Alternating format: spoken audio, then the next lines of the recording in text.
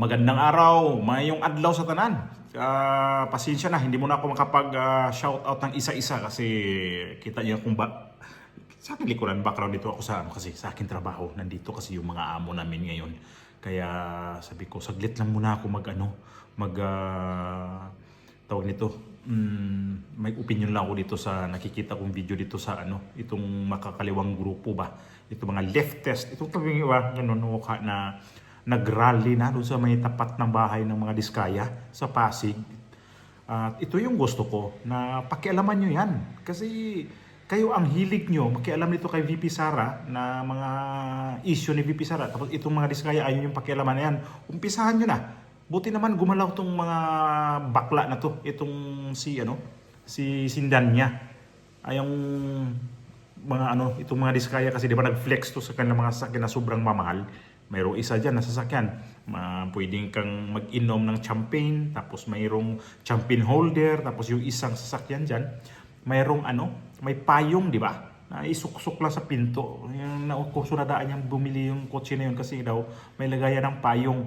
So, nabalita na ngayon sa kumuha lang ko dito reaction sa bilyonaryo na sinugod na nitong si Sindanya at saka nagdala ng sulat doon, hindi tinanggap nito mga Diskaya. Di umano kay wala daw gustong tumanggap dito sa sulat. Ayan yung video na na pumunta nag-rally na doon yung mga tao doon na mga makaliwa. Nagprotesta ang Akbayan Party List Group sa tanggapan ng kontratistang iniuugnay sa pamilya Diskaya, kasunod ng nag-viral na video sa mga kayamanan nito. Sabi ng grupo, dapat managot ang mga naglustay sa pera ng bayan. Ang Agenda Report hatid ni Hana T. Deserve po ninyo ang ganitong panilingin ng taong bayan sapagkat ang ninakawan ay ang mahihirap nating kababayan. Ang taong bayan ang nagbayad ng luxury cars ng Diskaya family. Yan ang sabi sa ilang signboards ng Akbayan Party List at iba pang mga grupo. Kinalampag nila ng 1 kilos protesta ang harap ng St. Gerard Construction sa Pasig City.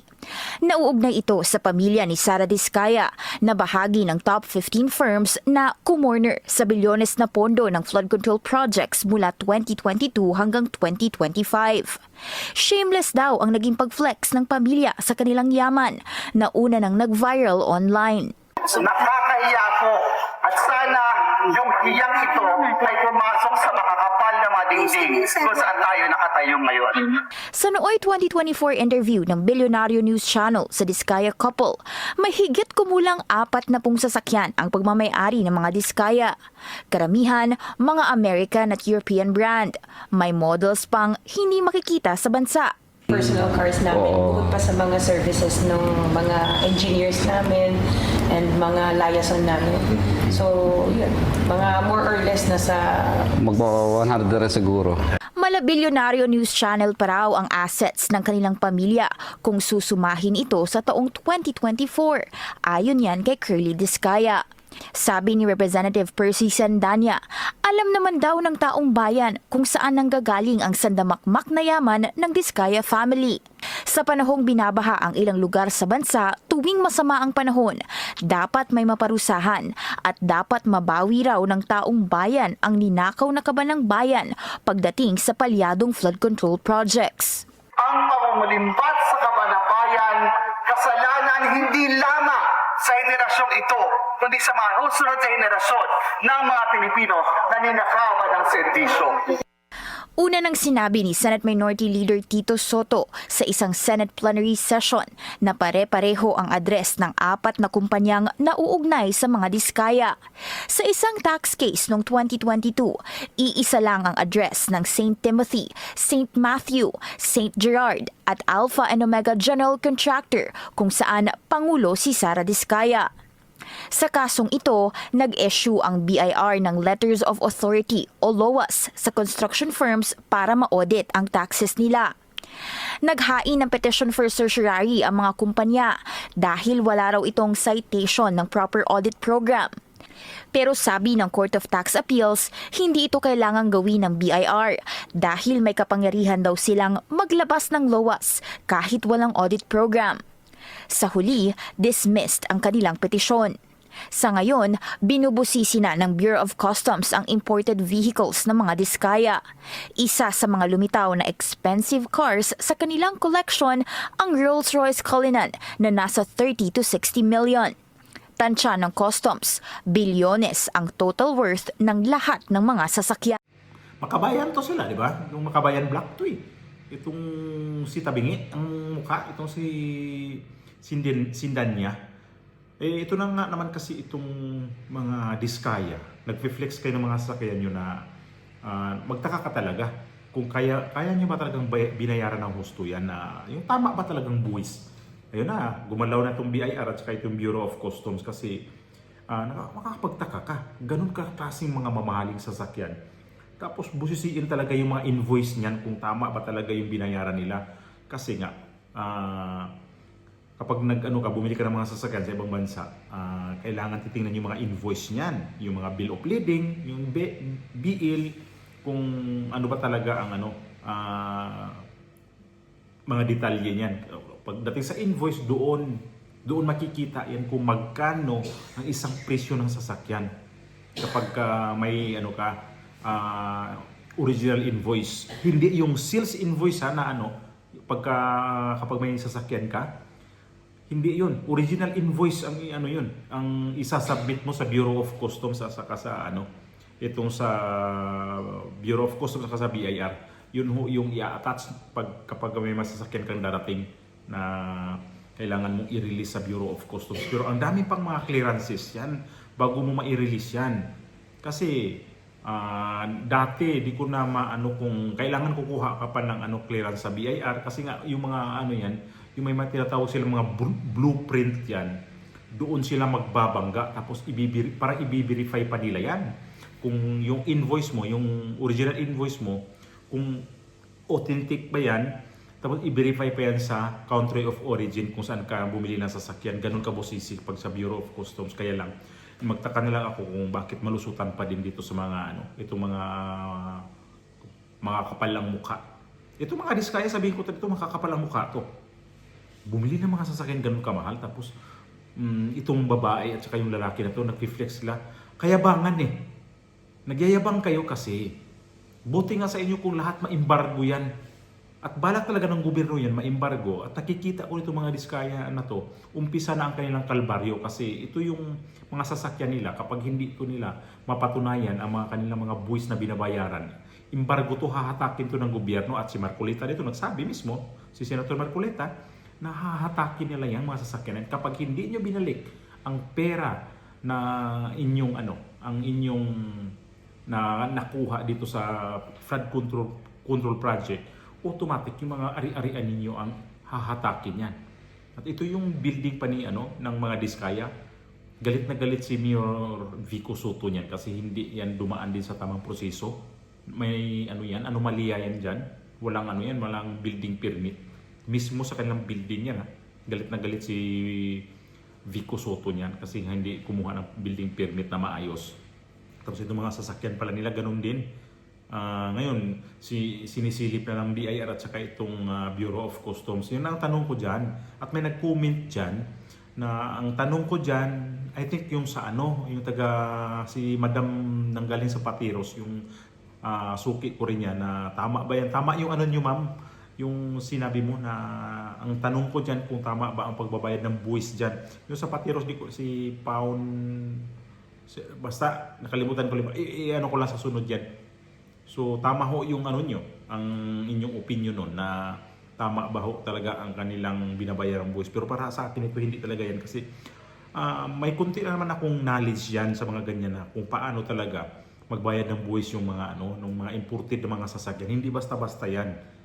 Kasi dati noong sa Pilipinas kung nagtatrabaho po ako ng isang brokerage, ay nagre-release din kami dati sa Bureau of Customs ng mga sasakyan na yung sasakyan ng boss ko na galing sa ibang bansa. Kailangan talaga yun na kailangan pa ng mga i-verify nila yan. Tapos yung sabi ko nga yung mga blueprint ang sinasabi, tapos yun ang ipasa mo sa BIR, tapos kukuha ka doon ng mga computation. Tapos pag galing mo ng BIR, dadali mo naman yun sa Bureau of Customs. doon na naman yun gawa ng computation. Ang daming mabusisi yan. Tapos, kailangan ka muna makakuha ng mga clearance sa Bureau of Customs at saka sa BIR bago mo siya marehistro sa Pilipinas. Kasi hindi ganun kadali talaga kapag bumili ka ng mga sasakyan sa ibang bansa. At isa pa dyan, may mga may mga red tape pa dyan. Mga padot-dot doon sa Bureau of Customs. Mayroon yan dati. Mayroon yan eh. BIR, ganun din. May pangapadut-dut yan. Pag-compute yan, ito, ang babayaran nito, halimbawa, ilagyan natin na ang babayaran nito nasa mga 550,000 ang babayaran nito. Kunyari lang.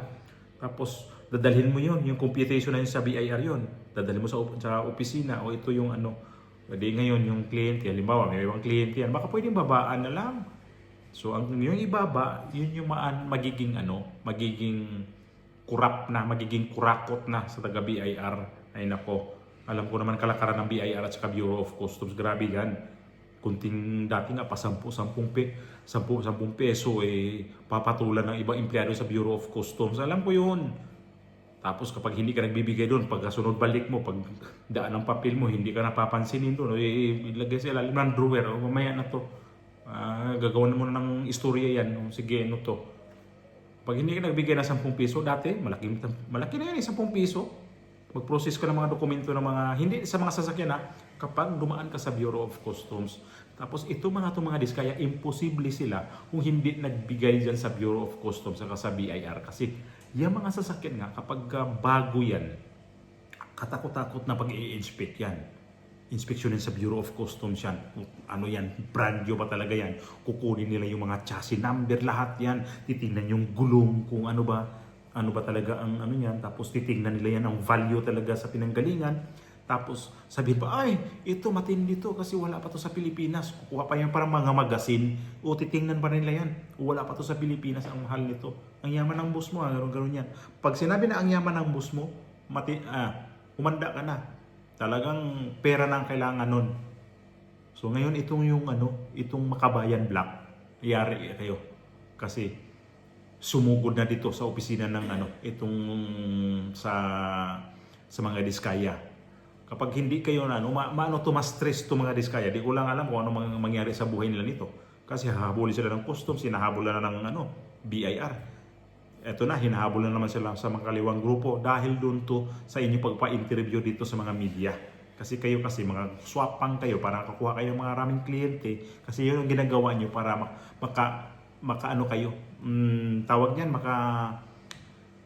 maka-inganyo ba sa mga kliyente na, ang yaman ito, ang daming mga sasakyan. Kaya pag nagbibiding kayo, ito yung mga asset namin, mga ganito. Kaya yun ngayon, balik sa inyo ang gaba. Karma na talaga mga diskaya. Ayan na si Tabingi, nag-rally na. Alam niyo naman, pag ito mga makaliwang grupo, rally ang puhunan yan. Walang ibang ginagawa yan, kundi rally ng rally yan. Dito pala, saludo na ako nito. Kasi hindi na BP Sara ang kanilang nito. Ang kanilang rally dyan. Yan, gaba na. Sa Espanyol pa, tuma. Ibig sabihin niya, yari na kayo. Sus Maria Josep, talaga naman ang gobyerno sa Pilipinas ngayon. Ma-private man o grabe ka korap. Grabe talaga. Ngayon ko lang nakita itong korupsyon na yung pamumuno ni Bongbong Marcos. Grabe na talaga. Nakakalula talaga. Itong mga diskaya, ewan ko lang sa inyo ngayon kung saan kayo magtatago nito. Sana wag maglayas to Sana wag lang maglayas. Ito kasing mga mag-asawa na to may nakikita ako sa kanilang sarili na pabida-bida na porkit sila ganito ang daming mga sasakyan ipakita natin lahat to para sa amin na sobrang nating yaman. Ngayon, yung mga asset nyo dyan, yung mga ginagawa ninyo, yung mga ari-arian nyo natin, sisingilin na kayo kung tama bang binabayaran nyo ng mga sa buhay sa yung mga display nyo dyan, sisilipin lahat yan. At madali itong mga to sa gobyerno kasi ang ko nito, ewan ko lang kung sino mabigat ng mga politician nito na kaanib nila. Kapag wala itong mga politician na malalakas na mga politician, sigurado embargo lahat ng mga ari-arian nito. Hahabulin ng gobyerno to. Alam naman ng gobyerno natin ngayon. Dito sa flood control, naghahabol sila ng pera. So itong mga ari-arian nito mga diskaya, sigurado kakamkamin lahat yan para pang palawal na rin sa mga ibang mga project. O pera na yan Sigurado yan. Ano yan? Haharbisin sa gobyerno yung mga, itong gobyerno na to ngayon ay mag-ingat ng mga diskaya. Haharbisin ng inyong ari-arian. Sigurado yan. Kasi nagpiplex kasi kayo eh. Mga tanga kasi katong mga to eh. Kayabangan nyo.